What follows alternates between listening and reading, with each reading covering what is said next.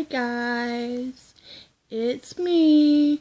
It's 11:03 at night on February the 8th, 2016.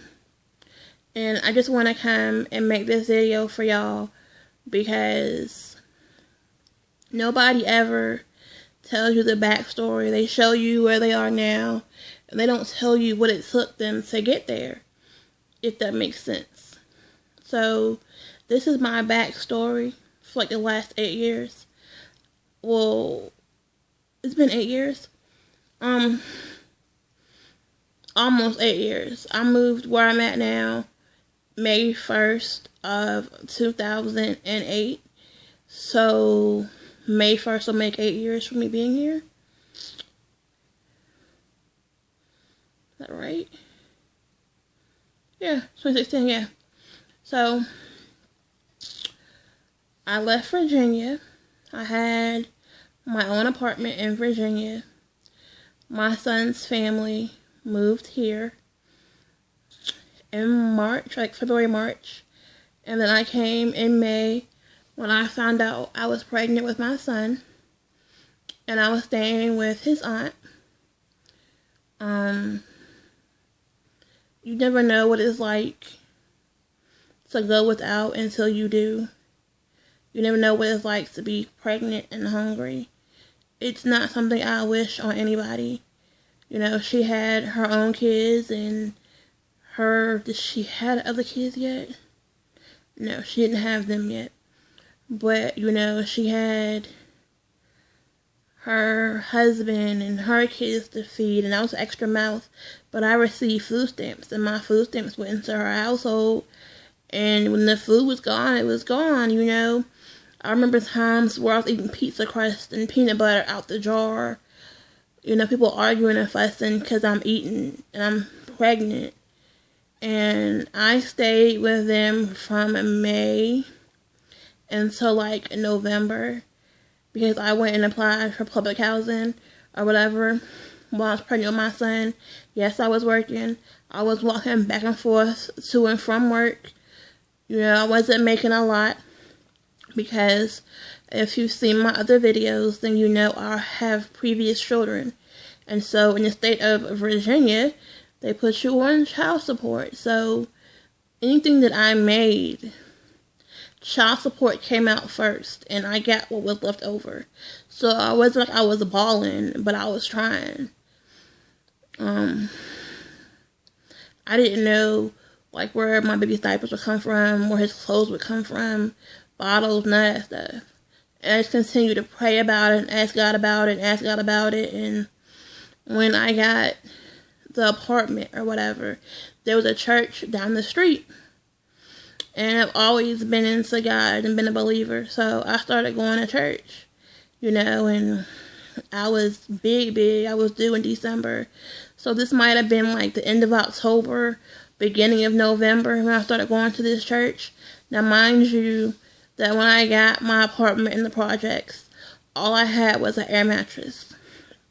I had no furniture, no baby clothes, no nothing. I just had what was on my back. I pushed my stuff from his aunt's house in the shopping cart to the projects.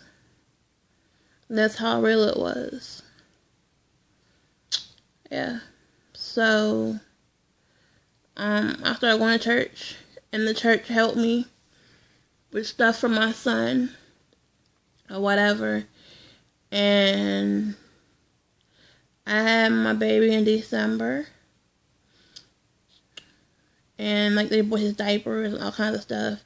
And then I went and applied for work first or whatever, which I got approved for. But I think I got like 6 months or 3 months or something of work first before I had to go get a job or whatever. So that's how I bought my son's crib. My son slept in a clothing basket until I could get him a crib. His family, my baby daddy's family, didn't help at all with nothing for him. You know, they bought him a bag of size 1 diapers. Size newborn diapers, because he was small. He was like 5 pounds. maybe preemie diapers. He might not even been in newborn diapers. It's been a minute. I don't remember. But anyway, so I was in the projects for a little over a year. And then I got a job and I was working. But again, child support takes the majority of my check. And then the rest of it went on my son. And even though I was living basically income-based, we still had to pay rent. And then, utilities were included. But if you went over the allotted amount, then they charged you for that. And so I ended up getting put out because I couldn't afford to pay the overage or whatever for the excessive utilities. So I ended up going back and staying with my son's aunt with a 1-year-old. And that was just a hot mess. I'll make a video about that at another time. This is just a video trying to explain to y'all where I've come from. This is not going to be going into depth and details or none of that stuff. So I stayed with her from like January, February till September of that year. And then I left them and moved to another, I'll move like 3 or 4 hours away from them to get away from the situation because I didn't want to raise my son around that no more. And so I went to another city, went to a shelter with my baby, ended up getting Section 8. So then I got a house. Then they followed me from where they were to where I was. I kept my Section 8 for 2-3 years. And then when me and my husband got into it and we were splitting up, was I working? No, I wasn't working at the time or whatever because he was paying the bills. I was stay-at-home mom with my son and whatever, and he was basically paying everything. So when we split or whatever, our utilities got turned off. And part of Section 8 is you can't have your utilities turned off or you can lose your voucher. So because my utilities got turned off, I lost my Section 8 voucher. So again, I ended up back staying with my son's aunt. I stayed with her from February, March of that year until December of that year. And I ended up getting help to get out of her house. I stayed with some people. I stayed in really shabby, really terrible places because I had to do what I had to do to get away. I went from this Roach Motel to staying with a friend to staying with somebody else to an apartment or whatever, and they were just terrible. They didn't want to fix nothing. It failed city inspections, all kind of stuff. And so I ended up leaving from there, going to the condo. And